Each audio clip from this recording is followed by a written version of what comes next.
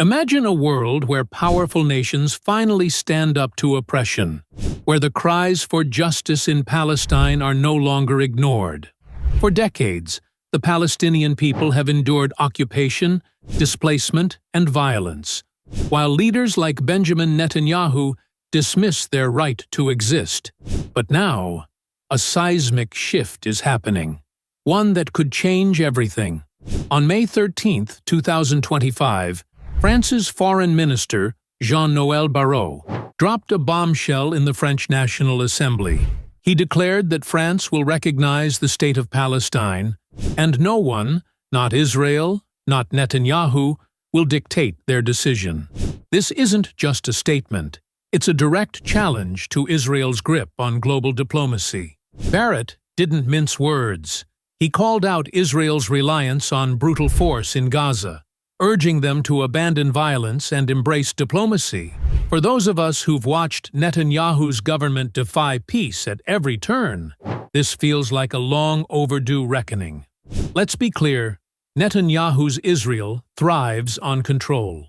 From expanding illegal settlements to blockading Gaza, his policies have suffocated Palestinian hopes for statehood.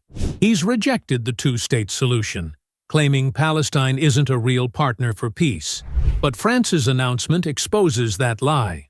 By pledging to recognize Palestine, France is saying the world sees through Israel's excuses. Barrot's words are a slap in the face to Netanyahu's narrative, which paints Israel as the eternal victim while Palestinians suffer under occupation. This move isn't happening in a vacuum. Across Europe, nations like Spain, Ireland, and Norway have already recognized Palestine, building a wave of support that Netanyahu can't ignore. France, a major player in the European Union, adds serious weight to this momentum. When Barrot says no one will dictate France's position, he's signaling that Israel's days of bullying allies into silence are numbered.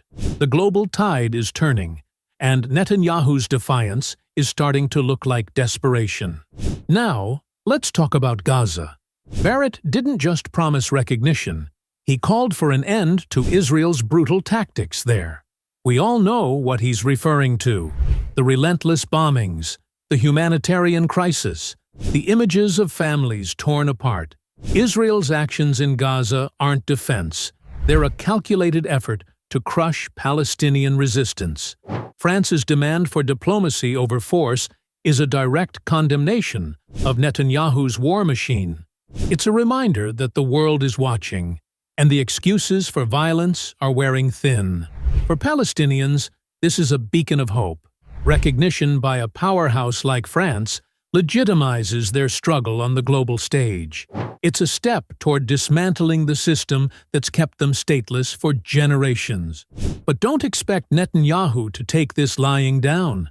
Israel's government will likely lash out, dismissing France as irrelevant or accusing them of betraying peace. That's the playbook: deflect, deny, and double down.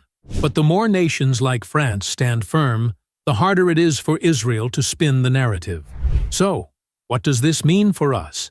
France's bold move is a call to action. It's proof that the Palestinian cause is gaining ground.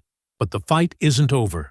Netanyahu's government won't back down unless the pressure keeps building. That's where we come in.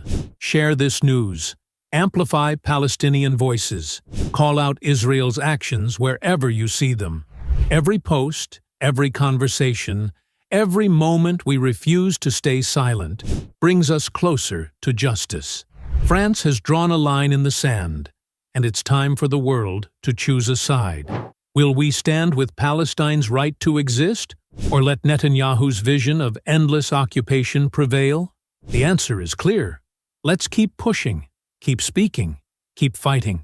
Because when nations like France say, "Enough," it's a sign that change is coming, and we're not stopping until Palestine is free.